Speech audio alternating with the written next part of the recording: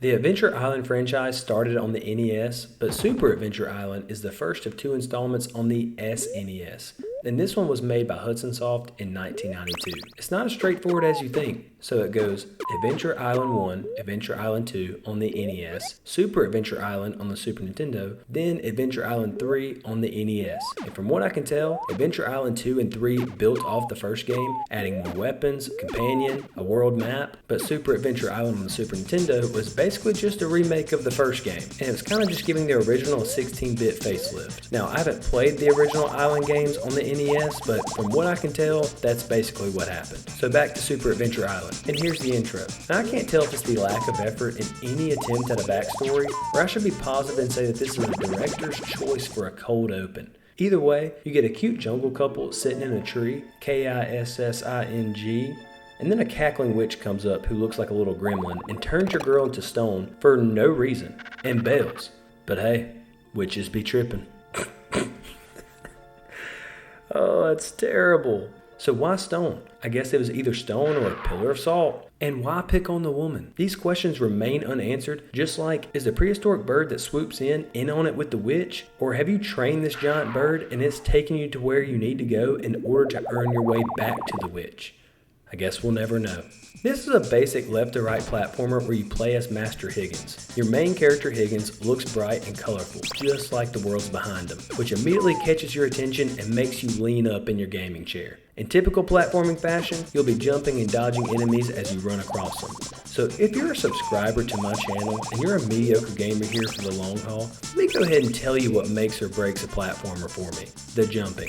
If the jumping is bad, I don't care how many secret rooms, weapons, companions you give me, I'm livid. But also, if they get the jumping mechanic right, I can forgive a lot of other things. If it's proportional to what the level's asking of you, I'm really forgiving. And that's just a personal thing for me, and I'm not sorry about it. All that being said, I like the jumping in this game. And there's a lot of pressure on the running and jumping because the top left bar that you see is kind of like an HP energy bar. It slowly drains unless you collect fruit to fill it back up to replenish you, and it basically makes you speed run this game to get to the next fruit. Off the top of my head, I can't think of another Super Nintendo title with this mechanic, so you guys can let me know in the comments. But I thought it immediately added to the game and made it more intense and made the platforming more meaningful. It also makes the collecting very consequential as you look forward to the next jungle snack. The top right number is your score, and I'm sure this gives some replay value to you skilled gamers and completionists, but as for me, a mediocre gamer fighting for my life, I didn't have time to keep my eye on the score jetting through the jungle barefoot fighting for my life. But with every 50,000 points, you earn an extra life, so they do matter.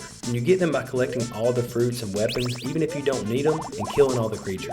So you might think, if the jumping is good, then why are you fighting for your life? Shouldn't that make for an easy platformer? And I'd say, yes, you are right, but the weapon throwing ability is cheeks. I do appreciate how you can collect other weapons like the boomerang, which I got pretty accurate, and plus you can do an upward throw with the boomerang that I really like. But the hatchet and other throwables have this arch that you basically just have to memorize, and that mental picture of the arch fades when you're in a literal speed run, and I would miss with this pitiful throw almost every time. Like, brother, you're basically Kid Tarzan.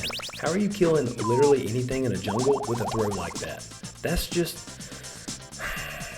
I can't even talk about it. So you're watching my first attempt at this game, and I eventually got better, but the throwing had me down bad. And I ran through my first set of lives. And although hidden, there are some checkpoints with each round, that helps too. But don't act careless like I did and go through your lives thinking that you have plenty, because this game gets pretty hard. And if you've played this game before, you know you're gonna need them. But be careful, because if you completely run out of lives, you are transported back to the very beginning. Yes! Every mediocre gamer loves that. Now I hear Super Adventure Island 2 is much better and has a lot of love out there, and I'm mostly interested in playing it, but I had to make a review on the first one before I can get to that. So, would a mediocre gamer like Super Adventure Island? The answer is no.